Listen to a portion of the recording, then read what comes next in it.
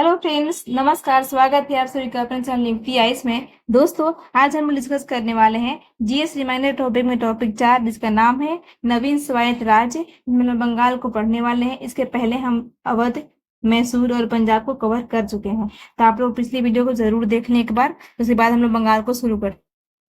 बंगाल में सबसे पहले क्वेश्चन ये पूछता है कि स्वतंत्र बंगाल की स्थापना का श्रेय किसको दिया जाता है।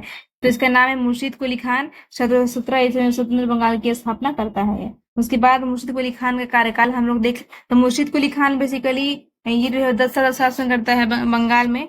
और 1700 ईस्वी में औरंगजेब के द्वारा इसको बंगाल का दीवान घोषित किया जाता है। ठीक है। और इजारा व्यवस्था की शुरुआत भी कौन करता है, तो मुर्शीद कुली खान के द्वारा ही की जाती है।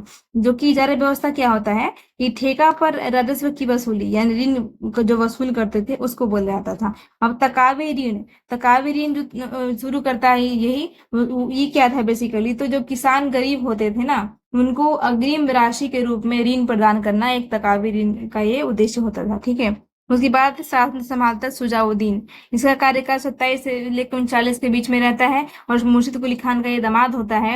और इसको 1733 ईस्वी में बिहार का कार्यभार संभालने के लिए दिया जाता है। और अलीवर्दी खान को, ये जो है सुजाउद्दीन, वो अलीवर्दी खान को बिहार का नायब सूबेदार बनाता है। अब देखते हैं हम लोग सरफराज खान को। तो सरफराज खान बेसिकली 1739 से 40 के बीच में 1 साल कार्यकाल इसका रहता है। और ये आलम उद दौला हैदर जंग की उपाधि धारण करता है। उसके बाद अलीवर्दी खान ने इसको, मतलब सरफराज खान को गिरिया की युद्ध होता है उसमें इसको पराजित कर इसकी हत्या कर देता है। ठीक है। उसके बाद अलीवर्दी खान स्वयं शासन करने लगता है। उसका शासन का कार्यकाल था 1740 से लेकर 56 के बीच में कार्यकाल संभालता है। उसके बाद ये 1740 में बंगाल का नवाब बनता है। और ये मुगल शासक को 2 करोड़ रुपए का नजराना भेंट करता है, ताकि उसकी जो पद उसका था उसको अस्थायी बनाया जा सके। अब अलीवर्दी खान बहुत ही इंपॉर्टेंट एक बात बोलता है।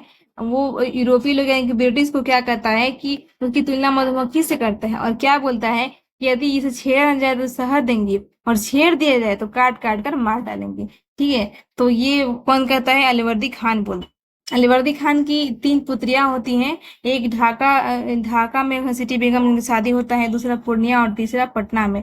पूर्णिया के नवाब शौकत जंग है, उससे उनकी शादी होता है। और जो पटना में है उनका उनका पुत्र था सिराजुद्दौला, जो कि बंगाल का नवाब बनता है। जब नवाब बनता है तो सिराजुद्दौला मात्र 1 साल ही शासन करता है, लेकिन उस समय उसके 3 शत्रु होते हैं।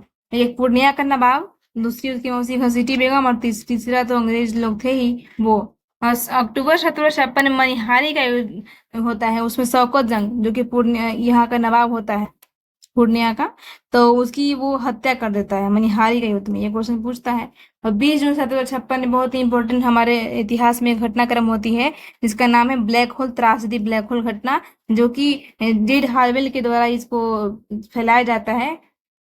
इसमें ये रहता है कि 146 लोगों में से मात्र 23 लोग ही जीवित हो बचते हैं, बाकी लोगों को दम घुटने की वजह से, क्योंकि वो काल कोठरी बहुत छोटा होता है, उसी कोठरी में सबको बंद कर देता है।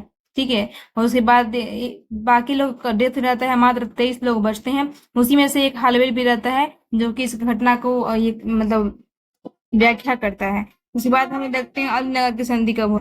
9 फरवरी 1757 को ये संधि होती है, सिराजुद्दौला और क्लाइव के बीच में होती है। और इसमें कंपनी के क्षेत्राधिकार और विशेषाधिकार उसमें उसमें बढ़ावा मिलता है। और 18 अगस्त 1757 को अंग्रेजों ने क्या करता है कि कलकत्ता में अपनी टकसाल स्थापित करता है। ये क्वेश्चन भी पूछ सकता है। 18 अगस्त 1757 को टकसाल की स्थापना करता है। और 13 मार्च 1757 को क्लाइव द्वारा फ्रांसीसियों से चंद्रनगर छीन लिया जाता है। और जो कि संधि का उल्लंघन मतलब वो माना जाता है। उसमें क्या होता है कि युद्ध की स्थिति बनती है, अब युद्ध शुरू होता है, जिसका नाम है पलासी का युद्ध। पलासी का युद्ध जो होता है वो 23 जून 1757 को होता है। पलासी के युद्ध में क्या होता है, जो बंगाल की नदिया जिले में ये जगह स्थापित है। और इसका उद्देश्य बेसिकली क्या होता है, अंग्रेजों द्वारा भारत में सत्ता को स्थापित करना होता है। तो इसमें जो होता है, अंग्रेज की तरफ रॉबर्ट क्लाइव रहता है, और इधर की तरफ से आपका वो सिराजुद्दौला, उसके टीम में आपका मीर जाफर, मीर मदान, मोहनलाल, ये सब। तो मीर जाफर जो था वो धोखेबाज होता है और अंग्रेजों के साथ में मिला हुआ रहता है। और मीर मदान और मोहनलाल ये दोनों वफादार रहते हैं, लेकिन ये युद्ध लड़ते लड़ते वीर गति को प्राप्त हो जाते हैं। वहीं मीर जाफर क्या करता है, धोखा देता है, अंग्रेजों से मिल जाता है और इसमें सिराजुद्दौला की हार हो जाती है। और उसके पुत्र यानी कि मीर जाफर के पुत्र, उसका नाम होता है मीरन, उसके द्वारा इसी युद्ध के दौरान सिराजुद्दौला की हत्या कर दी जाती है। और उस टाइम भारत में जो था वो अंग्रेजों की सत्ता स्थापित हो जाती है। और इसी टाइम जो होता है मीर जाफर जो था वो अंग्रेजों से बोलता है कि अगर हम आपके युद्ध में आपके साथ देंगे तो हमको यहाँ का शासक बनाया जाएगा। तो उसके बाद गद्दी पे कौन बैठता है, मीर जाफर। इसका कार्यकाल 1757 से लेकर 60 तक रहता है। जिस टाइम प्लासी की सफलता के बाद जो संधि होती है उसके अनुसार जाफर को नवाब बना दिया जाता है। जाफर को इसीलिए रॉबर्ट क्लाइव का गधा की संज्ञा भी दी जाती है, क्योंकि क्लाइव के कहने पे ही ये विश्वासघात करता है अपने सिराजुद्दौला के साथ में। ठीक है, तो इसी टाइम अंग्रेज जो था वो बांटो और राज करो की नीति लाते हैं और आपस में फूट डालना शुरू करते हैं शासकों का, और तभी अपने अकॉर्डिंग शासन करवाते हैं। और 25 फरवरी 1760 को क्लाइव जो है और यहाँ से वापस इंग्लैंड चला जाता है। उसके बाद मीर कासिम को बंगाल का नवाब बनाया जाता है। ठीक है, 1760 से लेकर 63 के बीच में ये नवाब रहता है। अलीवर्दी खान के पश्चात बंगाल का दूसरा सबसे योग्य शासक। ठीक है, अलीवर्दी खान सबसे पहला योग्य शासक था। दूसरा कौन सा था, तो ये मीर कासिम था। ये राजधानी मुर्शिदाबाद से मुंगेर, जो कि मुंगेर कहाँ पड़ता है, बिहार में पड़ता है, तो वहां पे राजधानी स्थानांतरित कर देता, ताकि अंग्रेजों के जो हस्तक्षेप है उससे दूरी बनाई जा सके। उसी टाइम क्या होता है, पटना हत्याकांड की घटना हो जाती है। और क्यों होती है बेसिकली, तो पटना व्यापारी कोठी के प्रमुख जिसका नाम होता है एलिस। ठीक है, तो एलिस क्या करना चाहता है ना कि पटना पर आक्रमण कर उस पर अधिकार करने का प्रयास करता है, परंतु क्या मीर कासिम जो था वो उसकी हत्या कर देता है और पटना पे वो कासिम का अधिकार हो जाता है। ठीक है, इसी घटना के बाद क्या करता है ब्रिटिश के द्वारा कि मीर जाफर को पुनः बंगाल का नवाब बना दिया जाता है। तो पटना हत्याकांड एक रीजन रहा। उसके बाद फिर जब जाफर दोबारा शासक बनता है तो मात्र 2.5% नमक कर लेता है और सभी करों से ब्रिटिशों को मुक्ति कर देता है। और जो 24 परगना एक जिला होता है ना इस युद्ध के बाद, वो भी अंग्रेजों को सौंप देता है। ठीक है, अब आते हैं बक्सर का युद्ध। तो ये 22 अक्टूबर 1764 को होता है। बेसिकली स्थान कहाँ था, बक्सर। बक्सर जो कि बिहार में पड़ता है। और ये युद्ध जो था वो बहुत ही निर्णायक साबित हुआ और ब्रिटिश शक्ति जो है वो भारत में पूर्णतः स्थापित हो जाती है और भारतीय जो शासक होते हैं एक कठपुतली शासक बन के धराशायी हो जाते हैं। इसमें देख लेते हैं भारतीय शासक कौन कौन रहते हैं। तो मीर कासिम जो कि बंगाल का नवाब उस टाइम हुआ करता था। उसके बाद फिर कौन था, शुजा-उद-दौला जो कि अवध का नवाब था, और शाह आलम द्वितीय जो कि मुगल बादशाह था। ये तीनों एक संयुक्त सेना के साथ में युद्ध करते हैं। और दूसरा था कौन, तो हेक्टर मुनरो था जो कि अंग्रेजी नेतृत्व कर रहा था।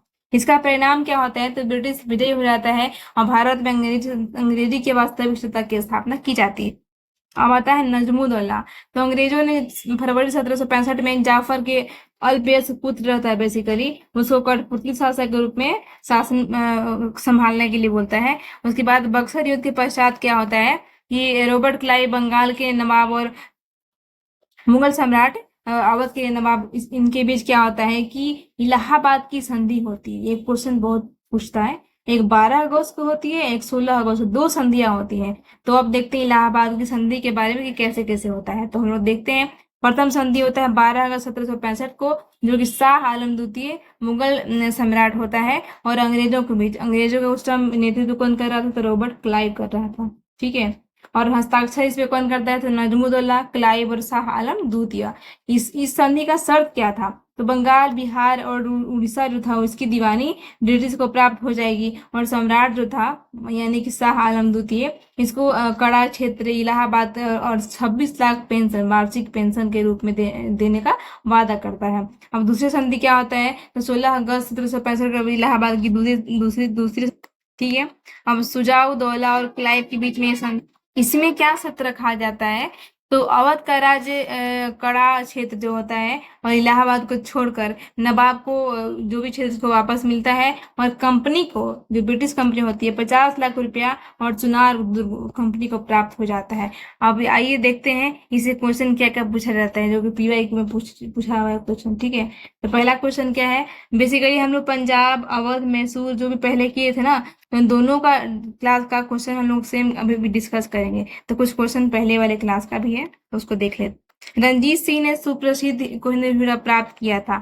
तो हम लोग पढ़े हुए थे पिछले क्लास में, एक बार देखिए आप लोग वीडियो, उसमें उसका नाम था शाह सूजा से। ठीक है, अब नेक्स्ट क्वेश्चन है कि टीपू सुल्तान ने अपनी राजधानी कहाँ बनाई थी। ये 38 बीपीएससी में पूछा गया है। तो श्रीरंगपट्टनम में अपने वो राजधानी बनाई थी। ठीक है, अंग्रेजों ने श्रीरंगपट्टनम की संधि किसके साथ की थी, तो टीपू सुल्तान के साथ की थी। बक्सर की लड़ाई के बाद किस संधि पर हस्ताक्षर किया, अभी हम लोग पढ़े हैं इलाहाबाद की संधि 1765 में। दो संधियां होती हैं, 12 अगस्त और 16 अगस्त। सम्राट शाह आलम द्वितीय ने इस ईस्ट इंडिया कंपनी को बंगाल, बिहार तथा उड़ीसा की दीवानी प्रदान की, कब किया था, तो 12 अगस्त। इलाहाबाद की प्रथम संधि वो किया था। ये क्वेश्चन 648 बीपीएससी में आया है। ठीक है, इलाहाबाद की संधि के बाद रॉबर्ट क्लाइव ने मुर्शिदाबाद का उपदीवान किसे बनाया है, ये क्वेश्चन बहुत इंपॉर्टेंट है। तो इलाहाबाद की ये कहाँ का, तो मुर्शिदाबाद यानी कि बंगाल का।